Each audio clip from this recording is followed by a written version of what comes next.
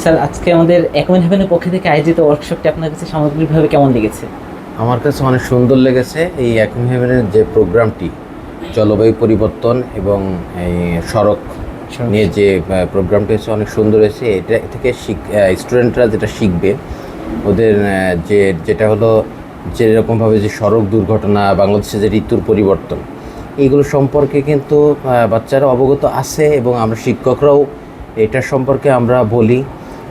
যেমন গত এই যে রমজান মাসের যে পবিত্র ঈদ উল ফিতরে প্রায় সড়ক দুর্ঘটনায় প্রায় 500 মানুষ মৃত্যুবরণ করেছে। আমরা স্টুডেন্টদেরকে এতটুকু আমরাও ক্লাসে পাঠদর্শক বলি যে রাস্তা যখন পার হবে আমাকে সিগন্যাল মেনে রাস্তা পার হতে হবে। এবং এই যে অ্যাকুমেন্টের যে উদ্যোগটা আমাদের শিক্ষার্থীদের অনেক কিছু শেখাবে। এই জন্য আমাদের পক্ষ থেকে লরেল ইন্টারন্যাশনাল স্কুল অ্যান্ড কলেজের পক্ষ থেকে এই অ্যাকুমেন্টকে অনেক অনেক শুভেচ্ছা জানাচ্ছি এবং অনেক অনেক ধন্যবাদ জানাচ্ছি।